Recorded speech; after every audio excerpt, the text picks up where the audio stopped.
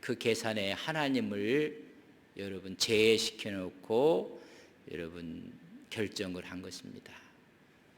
뭘 결정할 때 기도하시고 꼭 하나님을 우리가 중심에 두고 결정을 해야 되는데, 하나님을 여러분 제쳐놓고 결정을 했던 그 결정이 10년 만에 남편이 죽고 두 아들은 모압에서 모압 여인들로 하여금 결혼을 시켰는데 두 아들이 다 죽게 되었다.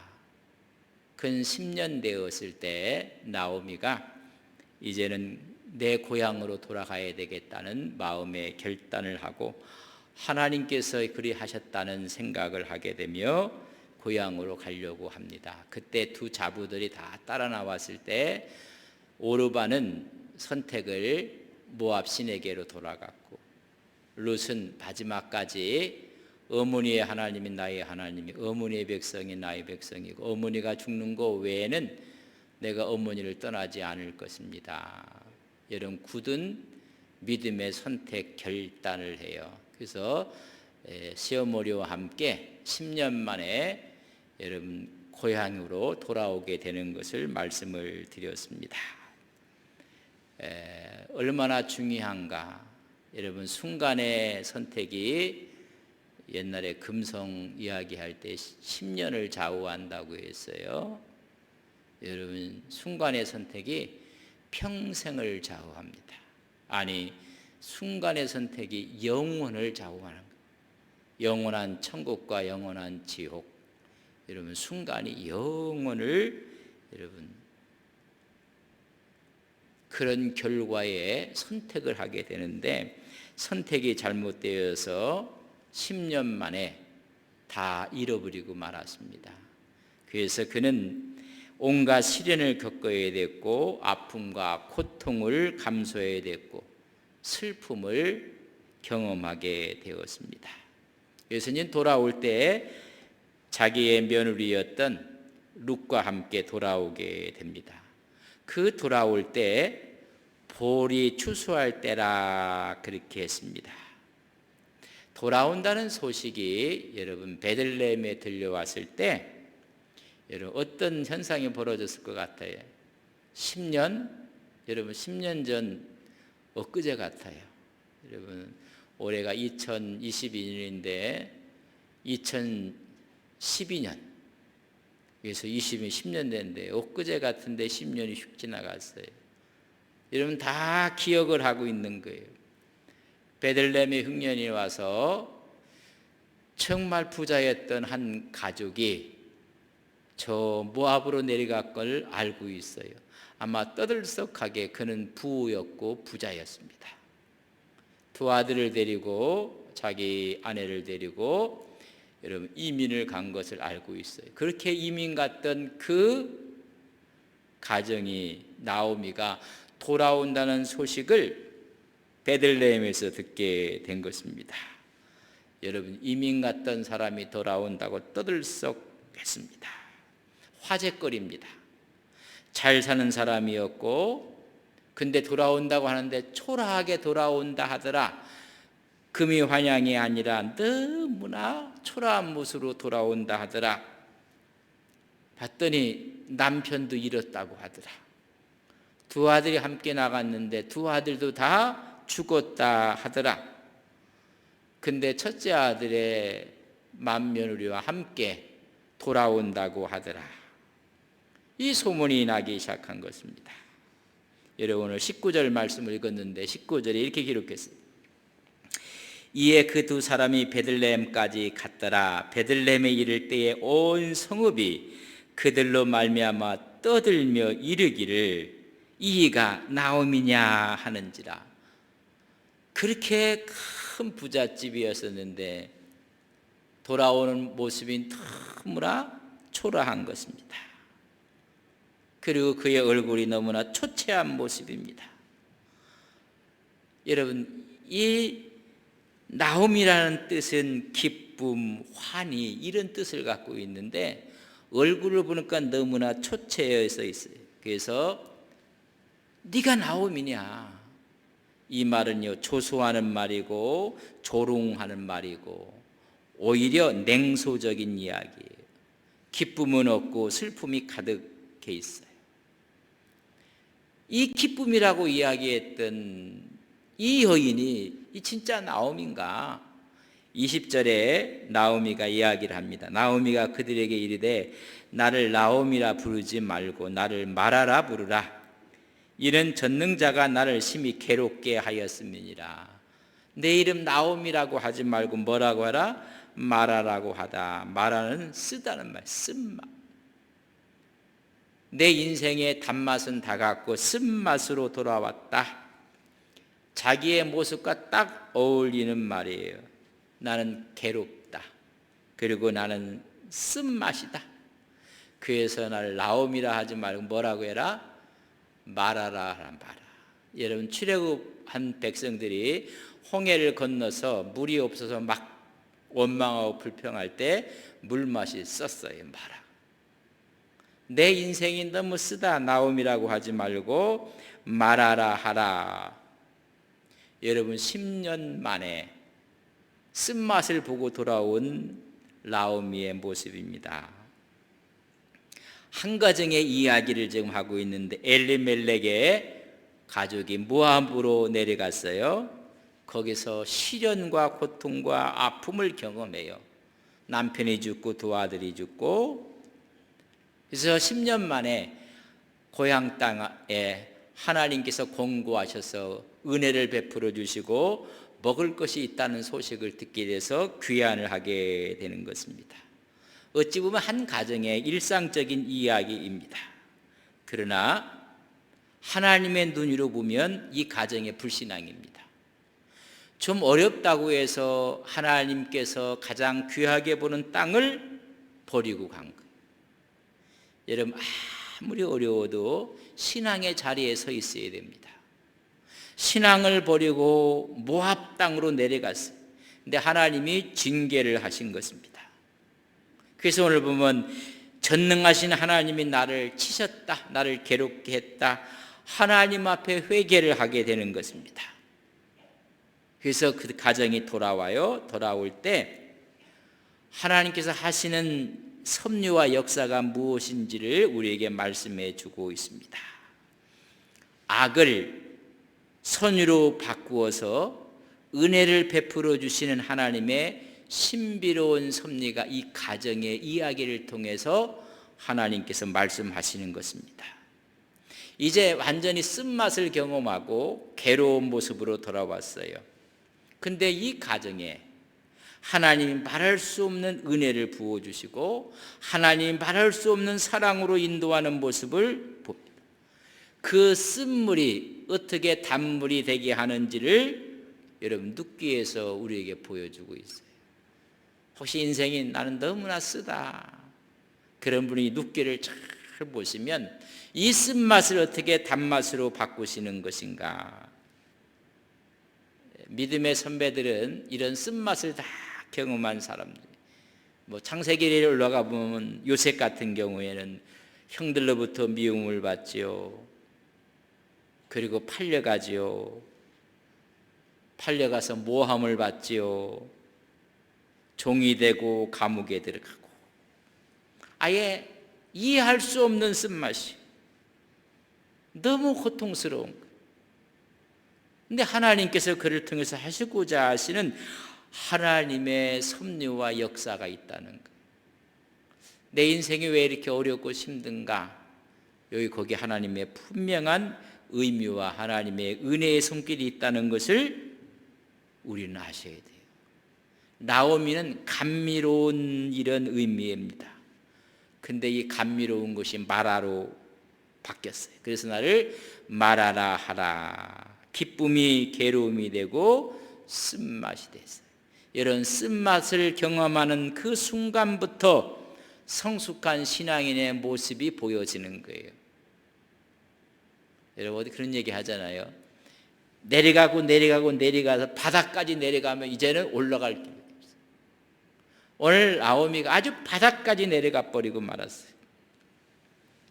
완전히 쓴맛이 됐고, 그리고 하나님이 이렇게 하셨다는 것을 깨닫게 되고 회개하는 순간 그의 신앙은 새로운 회복을 갖게 되는 것입니다. 징계하신 하나님의 주권을 인정하는 거예요. 이건 하나님이 이렇게 하셨습니다. 하나님이 치셨습니다. 우리가 종종 어려움을 당할 때가 있어요. 시련이 올 때가 있고 환난이 올 때가 있고 우리가 원치 않았던 어려움이 올 때 대부분 하나님을 원망합니다. 주위 사람들을 원망하고 불평하고 이게 보편적인 거예요. 다 원망을 합니다. 그러나 그것을 환난과 시련이 올 때 자기 자신을 돌아보고 나의 죄 때문에 그렇다고 돌이켜보는 사람에게는 하나님의 희망의 역사가 있는 거예요. 성세를 우리가 놓고 보면 늘 어려움이 왔을 때 원망 불평했던 사람들, 이 대표적인 사람들이 우리에게 보여주는 것이 40년 동안 광야 생활을 하면서 감사할 줄 모르고 원망과 불평했던 그들입니다.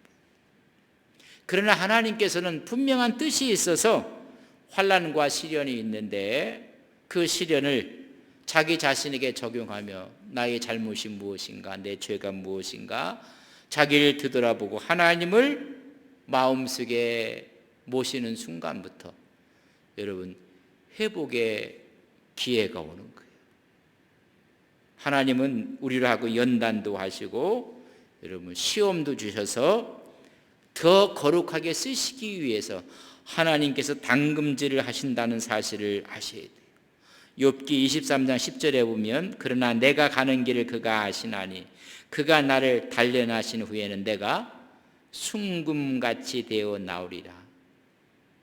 여러분 내가 가는 길을 주께서 아세요. 그래서 우리를 단련하시고 훈련하셔서 정금처럼 쓰시기 위해서 불순물을 다 제거시킵니다. 하나님 그렇게 연단하신다는 것입니다. 이것을 깨닫게 된 것입니다. 여러분 21절에 보면 그래서 이걸 깨달아요. 내가 풍족하게 나갔더니 10년 전에 나갔을 때 어려워서 나갔다고 했거든요. 흉년이 들어서 나갔다니 그때가 풍족했다는 것을 깨닫게 돼요. 여러분 보세요. 내가 풍족하게 나갔더니 여호와께서 내게 비어 돌아오게 하셨느니라. 여호와께서 나를 징벌하셨고 전능자가 나를 괴롭게 하셨거늘 너희가 어찌 나를 나옴이라고 부르느냐. 내가 풍족하게 나갔다. 그가 나갔을 때 베들레헴의 제사가였다고 했어요. 여러분 아무나 여러분 이민 가는 거 아니에요. 예, 여러분 정말 그런 부자였고 유지였었고 그가 나갈 때는 남편이 있었어요. 그가 나갈 때는 두 아들이 있었어요. 근데 돌아올 때는 남편도 잃어버리고 두 아들도 잃어버리고 말았어요. 이제 깨닫는 거예요. 내가 10년 전에 떠났을 때 그때가 가장 풍족했습니다. 가장 기쁨이었고 온 가족의 행복이 거기에 먹을 것은 좀 없었지만은 그때가 가장 온화하고 기쁨이 있었을 때입니다. 이제 하나님께서 나로 하여금 비어 돌아오게 하셨습니다. 어떻게 해요? 남편이 없게 만들고 두 아들이 다 죽고 말고 그래서 그 재산을 다 잃어버리고 여러분 남편과 두 아들을 잃어버리고 비어 돌아오게 하셨습니다. 이건 전능자가 징벌하신 것입니다. 하나님이 나를 괴롭게 하셨습니다. 근데 어찌 저를 나옴이라고 합니까? 하나님의 책망과 하나님의 징계를 받은 사람입니다. 아주 내려갈 때까지 다 내려갔던 그들의 모습을 바라보게 됩니다. 이라고 이제 1막이 딱 끝나는 거예요. 다 끝나는데 22절에 희망의 소식이 들려오고 희망을 보게 되는 것입니다. 막이 내리고 캄캄했는데 22절에 보면 나오미가 모압 지방에서 그의 며느리와 모압 여인들과 함께 돌아왔는데 그들이 볼이 추수할 때에 베들레헴에 이르렀더라. 그들이 언제 떠났어요? 흉년이 들었을 때, 살 수가 없었을 때 떠났어요. 근데 돌아올 때는 뭐가 됐어요? 여러분, 먹을 것인 추수 때에 들어오는 모습을 보게 돼요. 여러분, 여명이 비치는 것입니다. 10년 동안 너무나 힘든 여정을 살아왔는데 이제는 여러분 한 줄기 빛이 보이는 거예요. 추수 때에 돌아오게 돼서 먹을 것이 있고 이제는 희망을 보게끔 하는 것입니다. 그래서 추수 때에 돌아와요. 여러분, 오늘 보리 추수가 끝나면 바로 여러분 밀 추수가 이루어지는 것입니다. 그래서 이루어지는 초실절, 칠칠절이 이루어지는 거예요. 오늘 보면 보리 추수를 하고 그 다음에 이어서 밀 추수를 하게 되고 먹을 것은 희망을 노래하는 것입니다. 왜냐하면 아무리 없는 사람도 이 추수 때가 되면 레위기에 보면 23장 22절에 이렇게 기록되어 있어요. 너희 땅에 곡물을 벨 때에 반보퉁이까지 다 베지 말며 떨어진 것을 줍지 말고 그것을 가난한 자와 거루민을 위해서 남겨두라. 나는 너희 하나님 여호와니라. 이제 먹을 것을 얻게 될 수가 있다. 모퉁이까지 다 베지 말고 혹시 추수에 나가다 떨어진 것이 있으면 그거 줍지 말고 누구를 위해서? 이렇게 나오미의 가정이 모든 걸 다 잃고 들어온 이런 가정들을 위해서, 어려운 사람들을 위해서 남겨두라고 이야기를 해주고 있는 것입니다. 여명이 캄캄함으로 떠났는데 돌아올 때 여러분 여명이 비춰오는 거예요. 추수 때라고 하는 것이 이들에게 희망의 새로운 장이 열릴 것을 말해주고 있습니다. 모압 땅에 내려갔을 때는 흉년이었었고 캄캄했습니다. 근데 돌아올 때는 추수 때에 돌아와서 이제는 나오미가 마라가 되고 마라가 진정한 나오미가 되는 전환점을 보는 게 여러분 추수 때 한 줄기 빛을 보게 됩니다.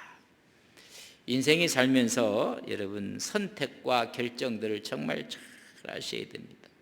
오늘 여기 오신 여러분 오늘 수요일 저녁 춥고 바람 불고 한데 잘 선택하고 결정하셨습니다. 오늘 또 영상으로 예배하시고 함께 이 자리에 공유하고 있는 우리 성도님들 잘 하셨습니다. 지금 TV에서는 뭘 하는지 모르겠지만 여러분들에게 다 우리 유튜브로 또 같은 시간대에 지금 우리가 보내고 있는데 여러분 다 참여하신 분들 잘 선택하시고 결정하신 것입니다. 정말 이것들을 잘 선택을 해야 돼요. 신앙적인 바탕을 두고 하는 것입니다. 제가 지난번에도 말씀을 드렸지만 아브라함과 조카 룻이 아니라 롯과의 선택의 문제에서 여러분 그 선택의 기준이 뭐냐? 조카 롯은 세상적이었습니다. 그러나 아브라함은 기준이 하나님 신앙이었습니다. 창세기 13장에 보면 10절에 보면 이에 롯이 눈을 들어 유단 지역을 바라본즉 소알까지 온 땅에 물이 넉넉하니 여호와께서 소돔과 고모라를 멸하기 전이었으므로 여호와의 동산 같고 애굽 땅과 같았더라. 여러분 그가 본 땅이 여러분 요단 지역이 오늘 엘리멜렉 가족도 눈을 들어 보니 저 모압에는 하나님께서 곡식을 준 거예요. 여기는 지금 흉년이 들었는데 저기는 지금 풍년이 들어있고 좋은 땅으로 보였던 거예요. 오늘 아브라함의 조카도 마찬가지예요. 그곳이 너무 좋아 보인 것이었어요. 근데 그곳이 애굽 땅과 같았고 여호와 동산 같았지만은 13절에 보면 창세기 13절 소돔 사람은 여호와 앞에 악하며 큰 죄인이었더라. 거기는 죄인들이 있는 곳이에요. 악한 곳이었다. 아무리 좋아 보여도 그곳은 악한 곳이었다는 것입니다. 여러분 바라보고 인간적인 여건과 상황을 바라보고 말았어요. 여러분 우리가 뭘 선택할 때 먼저 신앙적인 선택을 하십니다. 하나님이 그곳을 어떻게 보고 계시는가, 하나님이 기뻐하시는가를 우리가 먼저 체크를 해야 되는 것입니다. 다니엘과 그의 친구들이 여러분 포로로 잡혀가요. 그때 신앙의 위기가 찾아왔을 때 먹고 마시고 하는 문제에 대해서 기준을 딱 세웠어요. 이건 다 우상 제물에 드렸던 기름진 고기 먹지 않겠다. 이런 선택과 결정을 하는데 다니엘 1장 8절에 보면 다니엘은 뜻을 정하여 선택을 해요. 왕의 음식과 그가 마시는 포도주로 자기를 더럽히지 아니하리라 하고 자기를 더럽히지 아니하도록 환관장에게 구했다. 여러분, 우리가 어떤 선택을 하는가? 하나님이 이게 기뻐하실까 기뻐하지 아니하실까? 이 가정은 하나님은 조금도 생각을 하지 않았어요. 여러분, 하나님이 기뻐하시는 일에 여러분들이 선택하고 그 길을 가시는 귀한 믿음의 종들 되시기를 바랍니다. 그럼 하나님께서 부어주는 하나님의 은혜가 있는 거예요. 이제 10년 동안 쓴맛을 경험하고 새롭게 결단을 했습니다. 근데 두 가지의 희망적인 요소를 보게 됩니다. 첫째는 뭐예요? 돌아왔더니 먹을 것이 풍족한 거예요. 추수 때가 돼버렸어요. 추수 때는 가난한 사람들을 위해서 얼마든지 이삭 죽기를 위해서 여러분 먹을 것을 얻을 수가 있습니다. 한 가지 희망적인 요소가 있었고, 여러분 2장 1절을 보면 이렇게 기록했습니다. 뭐 다 얘기하다 뚱딴지 같이 2장 1절을 하나 탁 던져놨어요. 같이 한번 읽겠습니다. 시작.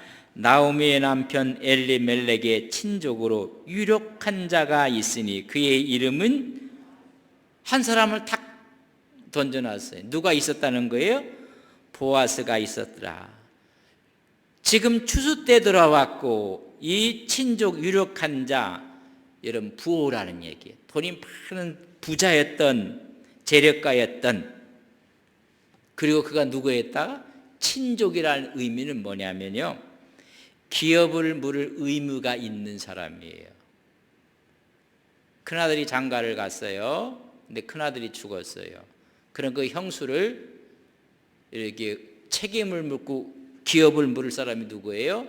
그 밑에 있는 여러분 동생이 여러분 기업을 물어서 여러분 결혼을 하게 되는 거예요. 룻기에서 우리가 1장에 봤을 때 두 자부들이 따라올 때 좀 돌아가라, 제발 돌아가라. 그래 하는 말이, 내가 소망이 있다고 하자. 소망이, 그 소망은 뭐냐면 새로운 남편을 둔다고 해보자. 그래서 내가 아기를 낳는다 해보자. 너희들이 이 애가 클 때까지 언제 기다리겠느냐. 내 마음이 너무 아프다. 그 얘기를 우리가 말씀을 드렸어요. 그것처럼 돌아온 이 나오미와 이 룻, 특별히 룻에게 이런 기업 물을 친족이 있다는 거예요. 이건 법이에요. 그래서 이 사실을 지금 하나 툭 던져놨어요. 앞날 이것이 어떻게 진행이 될지를 우리는 봐야 돼요. 하나님께서는 어떻게 역사하실까? 그들은 돌아왔지만은 너무나 빈궁한 삶, 핍절된 삶을 살고 있어요.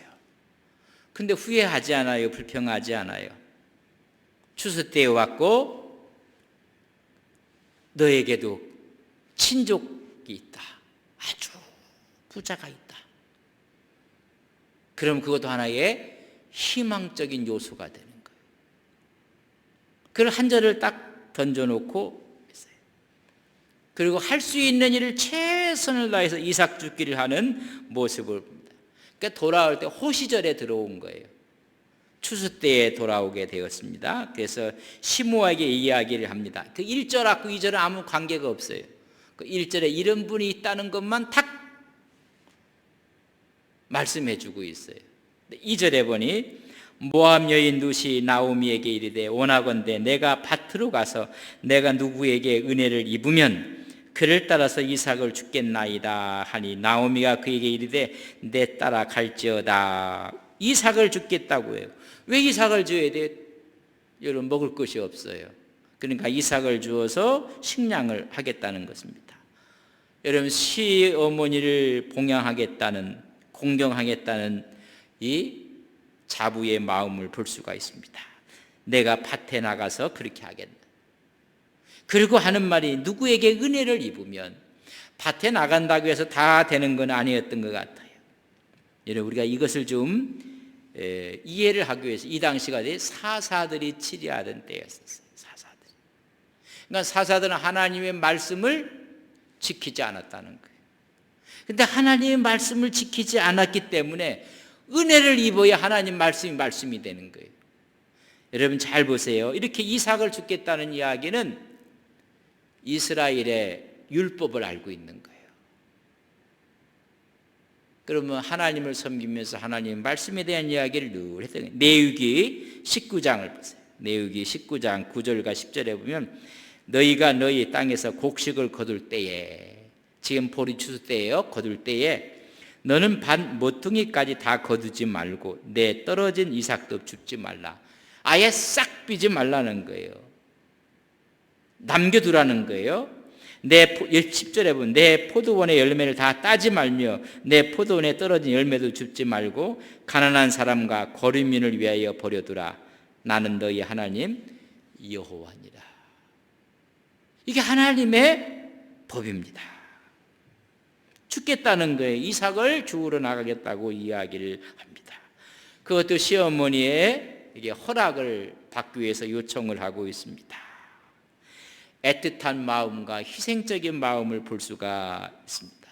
그때 뭐라고 했냐? 누구에게 은혜를 입으면 그를 따라가며 이삭을 죽겠나이다. 이 말은 사사시대 때는 왕이 없으므로 자기 소견에 옳은 대로 행했다고 했어요. 그러니까 하나님의 율법이 있음에도 불구하고 남겨주지 않는 사람이 있었고 다 주워가는 사람이 있고 오히려 주스러 오면 나가라고 하는 사람도 있었다는 거예요. 율법은 있었지만은 지키지 않았다는 이야기가 요 얘기 속에 들어가 있는 거예요. 그러나 율법을 지키는 사람의 밭이라면 나는 가서 그것을 죽겠나이다. 자기 소견에 옳은 대로 하니까 하나님의 법은 아무 의미가 없어요. 그러나 하나님의 법을 아는 사람이 있다면, 하나님의 율법을 지키는 사람의 밭에 내가 가게 된다면 내가 주워오겠다는 것입니다. 또 주스러 나간 사람이 또 이게 이방 여인이거든요. 이방 여인에게 누군가 특별한 호의를 베풀 일은 없어요.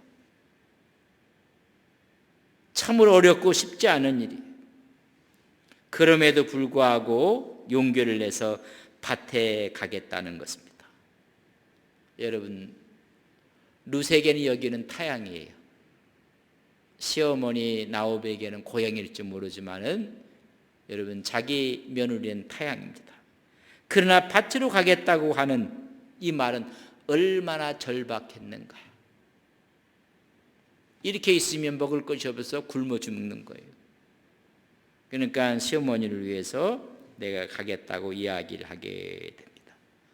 드디어 이제 집을 떠나서 이삭을 주우러 가는데 3절 말씀을 우리 같이 한번 읽게요. 3절입니다. 같이 읽겠습니다. 시작. 룻이 가서 베는 자를 따라 밭으로 이삭을 줍는데 우연히 엘리멜렉의 친족 보아스에게 속한 밭이었더라. 1절에 뭐라고 얘기했어요? 아주 가까운 친족이 있는데, 유력한 자가 있는데 이름이 누구라? 보아스라고 얘기했는데 오늘 그 보리를 주스러 간 그 주인의 땅이 누구의 땅이에요? 보아스의 땅에 그 수많은 밭이 있는데 수많은 여인들이 가서 이삭을 줍는데 하필이면 주우러 간 그 밭이 누구 밭이에요? 자기의 시아버지의 가까운 친족? 그것도 친족이 그만 있었겠나요? 또 있었는데 하필이면 그 중에 보아스 집에 갔는데 성경은 뭐라고 했어요? 우연히 그렇게 했다. 우연. 사람이 보기에는 우연이지만 하나님께서는요, 필연적인 섭리입니다. 하나님의 예정이요 하나님의 섭리인 것입니다.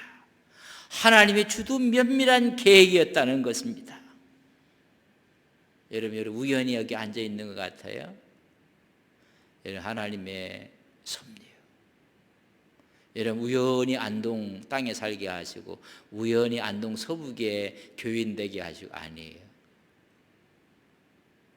하나님이 이곳으로 오게 하나님의 필연적인 섭리가 있는, 하나님 편에 보면 우연은 없어요.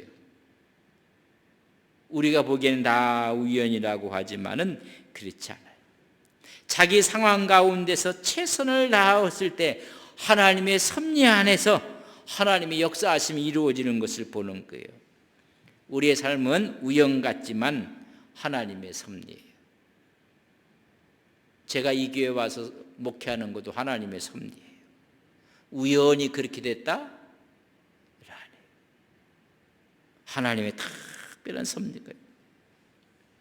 이런 섭리가 있으려면 중요한 게 뭔가 주도 면밀하게 최선을 다해서 하나님의 뜻을 발견하고 최선을 다하며 여러분 살아야 돼요. 만약에 룻이 여기는 타향이고 사람 보기도 부끄럽고 아는 사람도 없고 길도 모르고 나가면 모압에서 왔다고 생각하고 손가락질 할 테고 그러면 집에서 그냥 방콕했으면 여러분 이런 일이 있을 수 있겠어요? 여러분 지금 상황 여건 가운데 최선으로 할 수 있는 것은 밭에 나가서 이삭을 줍는 거예요. 근데 하나님께서 역사하심이 보아스의 밭으로 가게 하신 거예요. 여러분 움직여야 돼요. 우리가 할 수 있는 최선의 길을 해야 되는 거예요. 우리말에 부뚜막에 있는 소금도 집어넣어야 짜는데 저거만 넣기만 넣으면 간이 맞을 텐데 이거만 넣으면 맛이 있을 텐데 여러분 하루 종일 해도요 맛은 안 나요. 어떻게 해야 돼요? 여러분 집어서 넣어야 돼요. 여러분 보아스의 밭으로 갈 수가 없어요. 상상만 하고 있습니다. 내가 나가서 이 밭 저 밭으로 다니면서 한 움큼 죽고 한 대 죽고 아무 의미 없어요. 여러분 가야 돼요. 그때 갔더니 그것이 우연이 아니에요. 하나님의 섭리예요. 무슨 일이든 최선을 다할 때 거기에 하나님의 뜻이 있어요.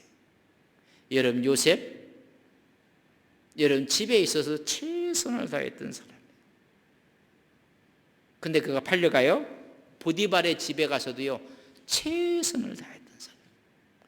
그래서 보디발이 다 맡기는 거예요. 다 가정의 모든 경제권을 맡겨버렸어요. 여러분 옥에 가서도 마찬가지. 여러분 그가 총리가 돼서도 마찬가지. 이건 내가 할 일이 아니에요.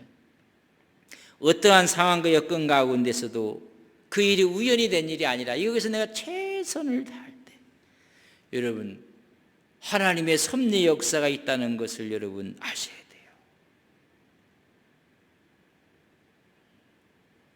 우연이 아니라 하나님의 여러분 섭리예요. 우연이라고 생각하니까는 여러분 인생이 안 풀리는 거예요. 이건 하나님의 섭리이기 때문에 내가 할 수 있는 최선의 일을 다하는 거예요. 그리고 우리가 최선을 다하고 순종을 하고 그럴 때 하나님 그를 통해서 인도하시는 섭리의 역사가 있는 거예요. 오늘 인생이 살면서 어렵고 힘들 때 이런 마라에 접하게 돼요. 오늘 이 나오미가 인생의 마라의 경험을 해요. 근데 마라에는 하나님의 뜻이 있어요. 한번 따라서 마라에는 하나님의 뜻이 있다. 마라에는 하나님의 계획이 있다. 마라에는 하나님의 섭리가 있다. 여러분 왜 하나님 이렇게 아픔과 고통을 주십니까? 한나가 불인나는 그렇게 자식을 잘 낳는데 나는 안 돼. 그래서 눈물을 흘려가며 기도하고 주의 전에 가서 기도하는 것이 술 먹은 여인이라고 오해받을 만큼 쓴맛을 경험해요. 여러분, 쉽게 낳았으면 사무엘은 없습니다.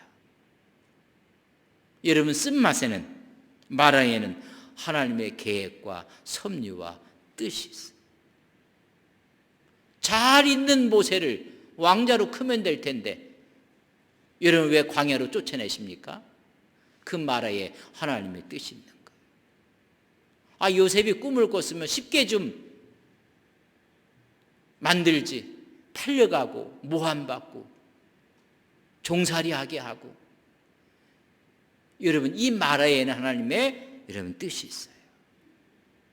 내 인생에 마라를 경험했습니까? 여기 하나님의 뜻이 있고 하나님의 섭리가 있다는 거죠. 우연? 아니.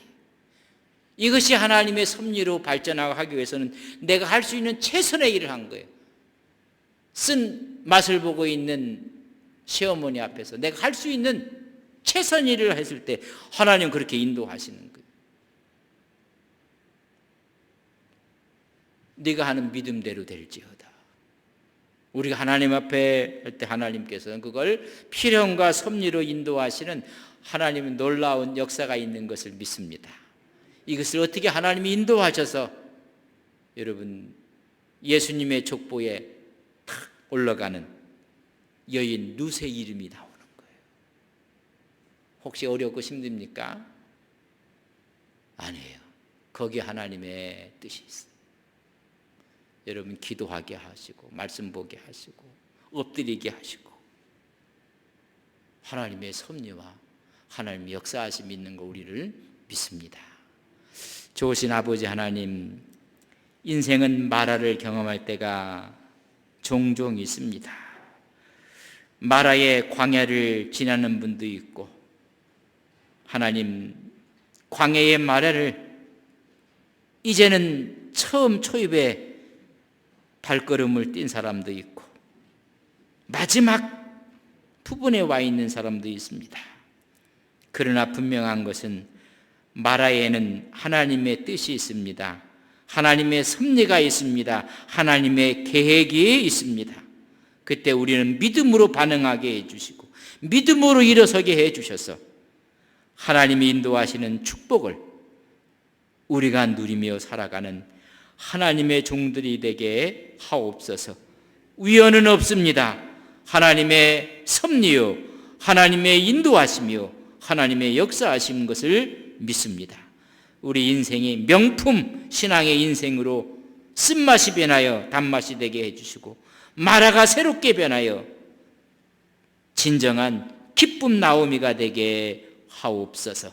예수님의 이름으로 기도 올리옵나이다. 아멘. 아멘.